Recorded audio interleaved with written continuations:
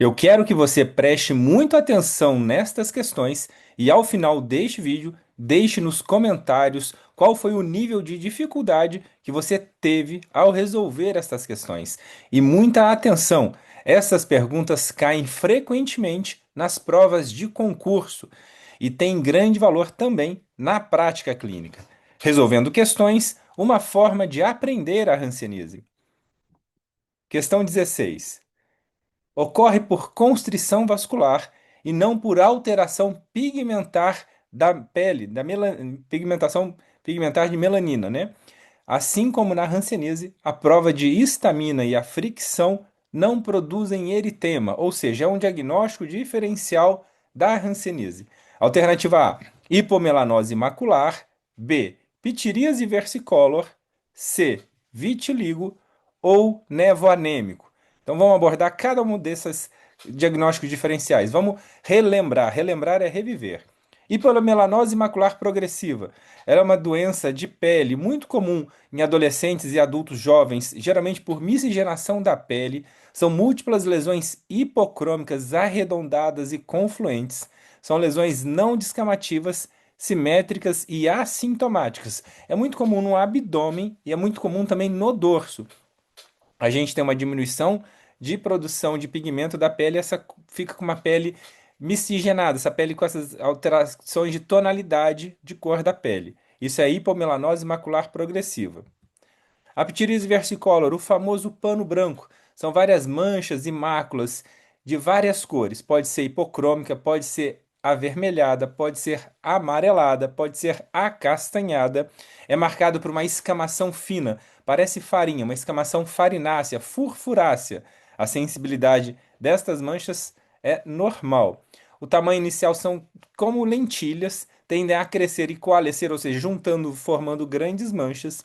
A gente tem como característica o sinal de Besnier ou sinal de unhada. Se você pegar a unha e escarificar a superfície, vai sair aquela farinha.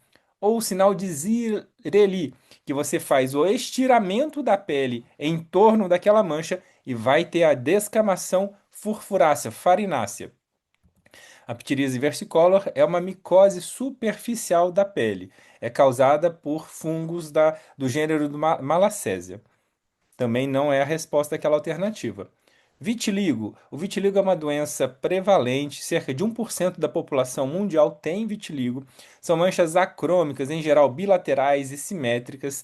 Não tem predileção por sexo nem por raça e acontece por diminuição ou ausência de melanócito. Então, é por uma alteração de pigmento da pele. Aqui é um outro exemplo, a gente vê aquelas manchas hipocrômicas, acrômicas, uma tonalidade mais nacarada, é um branco como se fosse jaleco, como se fosse branco de papel, e bem simétricas. Cotovelo, joelhos, pernas, mãos, pés são frequentemente acometidos no vitiligo. E o nevo anêmico? O nevo anêmico é uma malformação vascular que aparece desde o nascimento, ou seja, é uma mancha de nascença. O paciente ele vai ter de forma permanente uma constrição do capilar, que é o vasinho superficial da pele.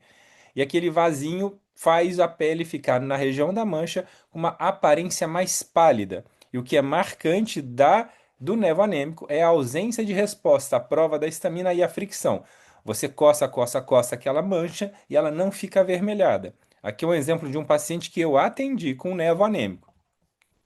E aqui eu mostrando como que é feito o teste da histamina, o teste da fricção.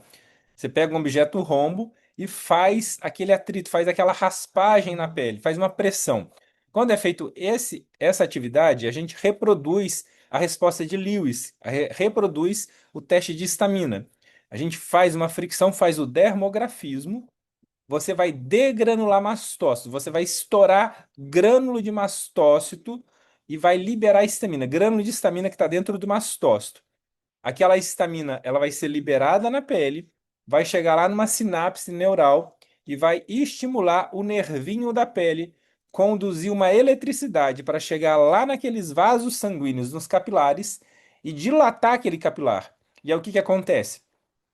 Enche o meu capilar de sangue, a pele fica avermelhada. Só que como no nevo anêmico, aquele meu capilar, ele está totalmente com constricção, totalmente fechado, ele não abre. Ele não tem esse reflexo. Então aquela mancha continua branca e fica muito mais vermelho em torno da mancha.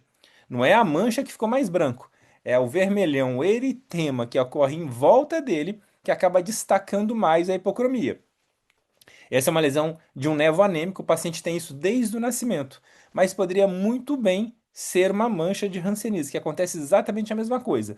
Como que você vai diferenciar? No caso da Hanseníase, essa lesão vai ser adquirida com o tempo, e o paciente provavelmente vai ter outros sintomas da Hanseníase. Vai ter sintomas de neuropatia, formigamento, dormência nas mãos e nos pés, sensação de agulhada, alfinetada, câimbras noturnas, não necessariamente todos esses sintomas, mas algum sintoma de neuropatia é possível que esse paciente vai ter. Então, a resposta para a pergunta ocorre por constrição vascular e não por alteração pigmentar, assim como na hanseníase a prova da histamina e da fricção não produzem eritema, é a alternativa D, nevo anêmico. Se você está me acompanhando nas minhas redes sociais, eu divulguei isso, mostrei um vídeo exatamente contando essa história hoje, não era para ter errado. Questão 17. Qual é o nervo que, quando comprometido na hanseníase, pode causar o sinal clínico conhecido como pé caído? Alternativa A, nervo tibial posterior. B, nervo fibular comum ou fibular profundo. C, nervo ulnar. D, nervo mediano. Aqui eu trouxe uma tabela que está bem bacana. Ela mostra o nervo, qual que é o local que a gente vai avaliar esse nervo, qual que é a função daquele nervo e qual que é a consequência pelo acometimento daquele nervo. Na face, é muito comum o acometimento do nervo trigêmeo e do nervo facial.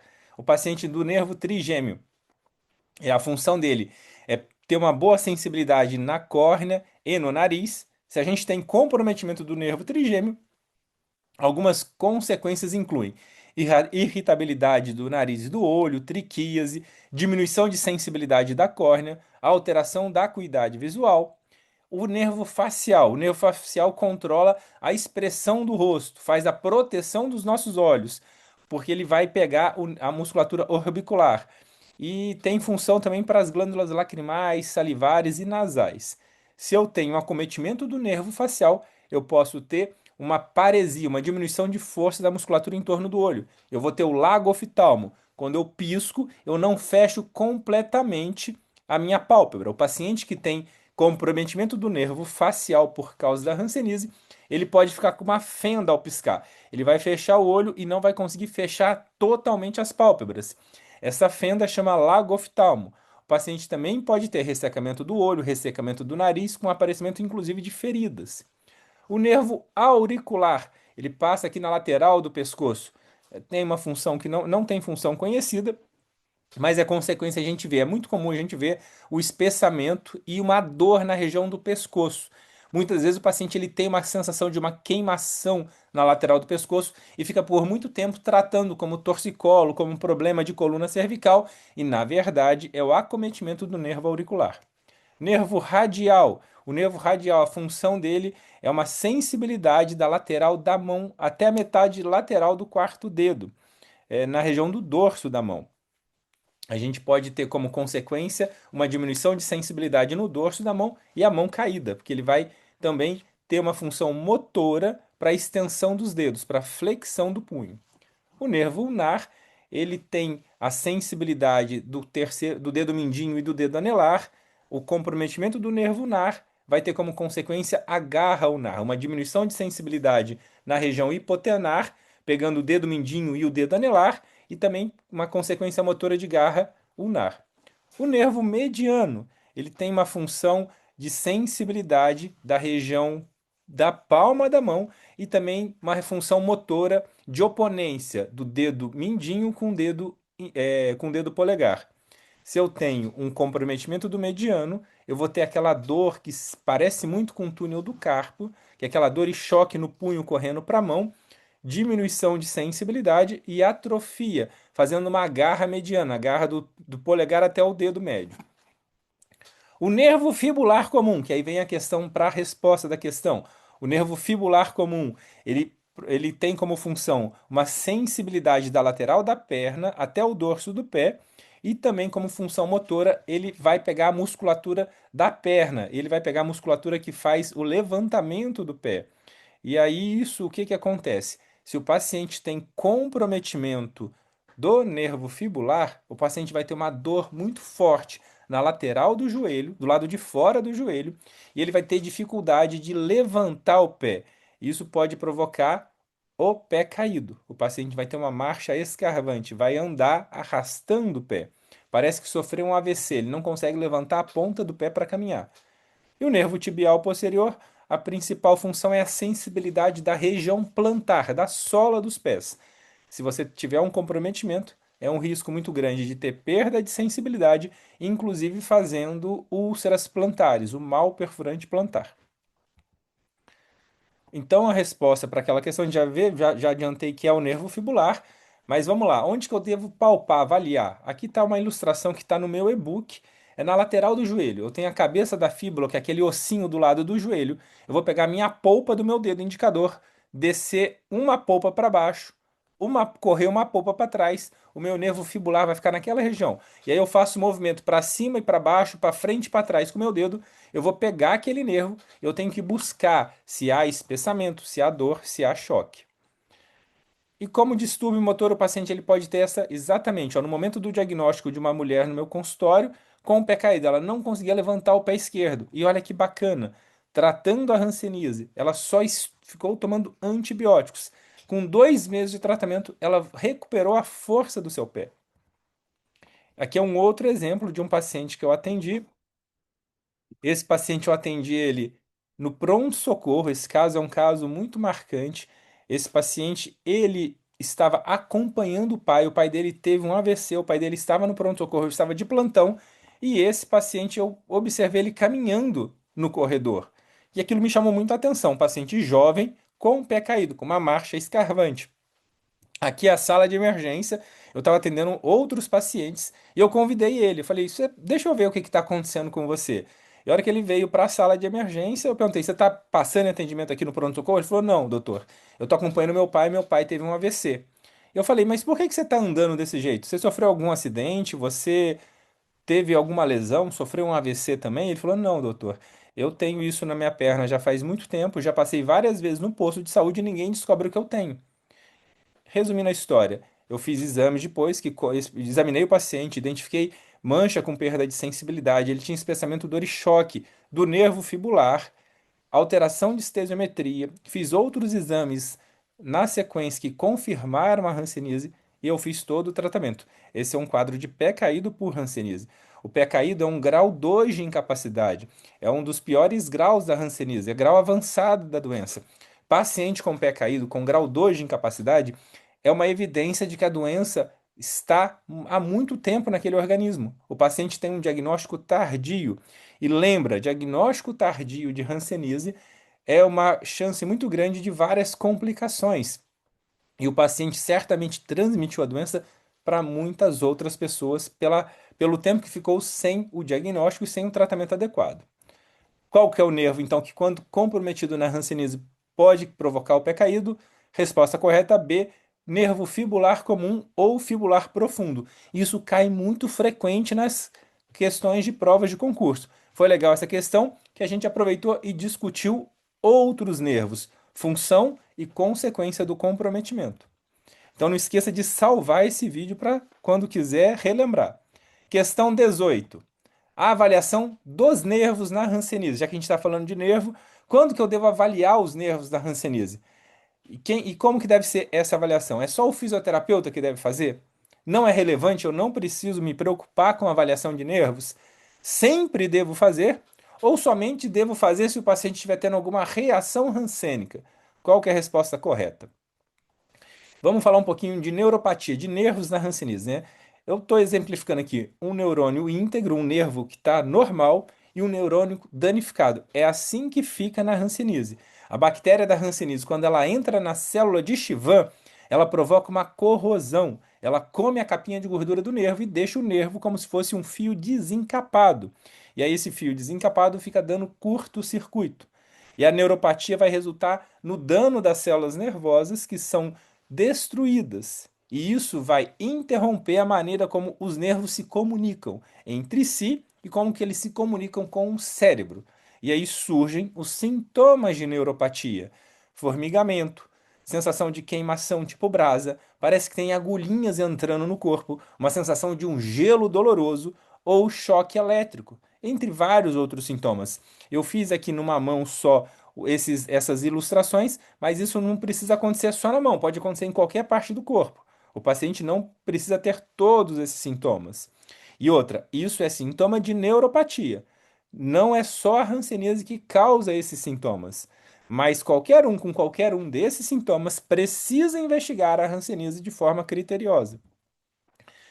E se o nervo estiver acometido, o impulso que deveria passar naquele nervo para comandar um movimento muscular ou para captar a sensibilidade da pele vai estar prejudicado. Aquele impulso não vai passar adequadamente. E o resultado vai ser uma diminuição de força, uma cãibra muscular, ou mesmo atrofia muscular, uma perda de sensibilidade, predispondo ao aparecimento de lesões de pele. Então veja só o tanto que é importante a avaliação dos nervos na hanseníase. Com o tempo, se a doença não for diagnosticada precocemente, se não for tratada corretamente, se o tratamento não for manejado adequadamente, o que vai acontecer?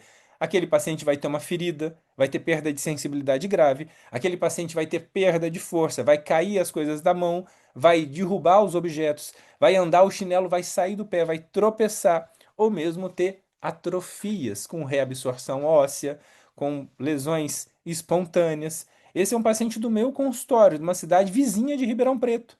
Esse paciente ele sofria com neuropatia há mais de 10 anos. Ele só foi diagnosticado depois que brotou rancenoma no corpo dele inteirinho. E aí ele ficou com essa sequela. Ele tratou a hanseníase virchoviana e agora tem uma sequela para o resto da vida, que é uma atrofia da mão. Então não tem sentido. Eu não preciso esperar aparecer mancha na pele para investigar hanseníase. A hanseníase é uma doença de nervo. A bactéria da hanseníase, como eu disse, ela vai corroer o nervo, vai deixar como se fosse um fio desencapado, como se fosse um fio corroído. No nervo normal, aquele meu impulso elétrico passa numa velocidade de 400 quilômetros por hora, como se fosse um carro de corrida. O meu nervo corroído pela bactéria da hanseníase vai passar um impulso elétrico muito lento, ou ele não vai passar. A velocidade cai 100 vezes.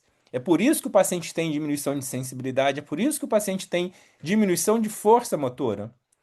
Então, a resposta correta para aquela pergunta, para aquela questão, né? A avaliação dos nervos na hanseníase, ela sempre deve ser feita. E não é só o fisioterapeuta. Todo médico deve fazer, o enfermeiro pode fazer.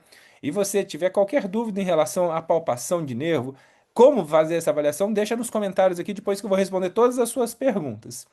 Como considerações finais para essas três questões, existem diversos diagnósticos diferenciais para a hanseníase. Eu mostrei apenas alguns para as lesões de pele, mas a gente tem diagnósticos diferenciais para as manchas, para os caroços, para as lesões neurológicas, para as lesões articulares. Tem vários diagnósticos diferenciais. Tem alguma dúvida sobre o diagnóstico diferencial da hanseníase? Deixe aqui nos comentários que eu vou responder para você.